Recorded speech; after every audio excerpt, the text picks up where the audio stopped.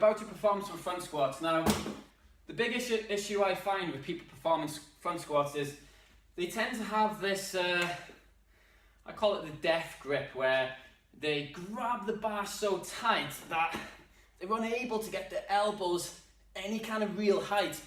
And your elbows are going to need to stay high in order to keep you in that strong front squat position. So what do we do?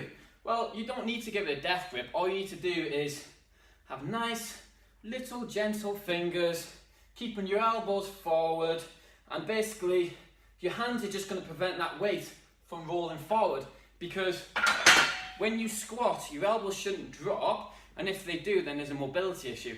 And if that's the case, then what you might be better off using, if you struggle to keep your elbows high or even get your elbows high, is using lifting straps, where all you're going to do, wrap it around like so, get this in, and obviously you'd use two of these, you'd have one on both sides, make sure it's nice and tight, get your elbows under, and that's just going to help prevent it from rolling forward. Like I said, your elbows should stay high, so that shouldn't be an issue, and then you're going to unrack it like so.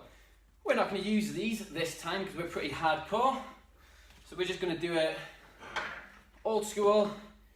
I just have it on those three fingers there, elbows forward, unrack it like so, walk it back. Now, obviously you can do this within the rack. I'm stepping out the rack so I can get the camera right by there. I'm making sure you keep those elbows high. You should be able to get a little bit more depth with the front squat than you would with the conventional back squat. And if you can maintain that spinal neutrality,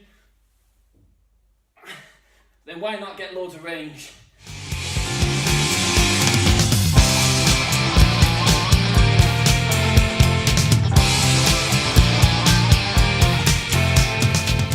Now, I believe this machine here is called a rowing machine.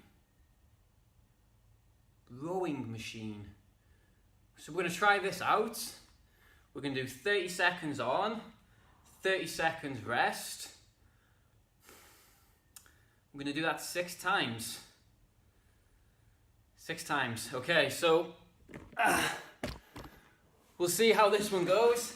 But essentially, it's 60% your legs and 20% midsection, and then the last 20% is your arms. So you want to generate the maximum amount of power through the legs. The legs want to do the majority of the work, and you want to get really long, powerful pulls. That is more important than doing loads of this kind of thing here going on. So here we go, 30 seconds on, power, big pull, slide with the leg, and getting that last little bit there with your arms.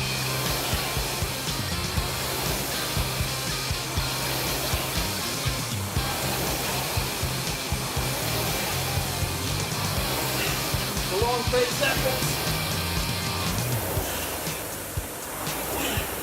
Power! 3 more seconds, come on! Probably could have get an extra pull in there, but we'll let that one slide this once.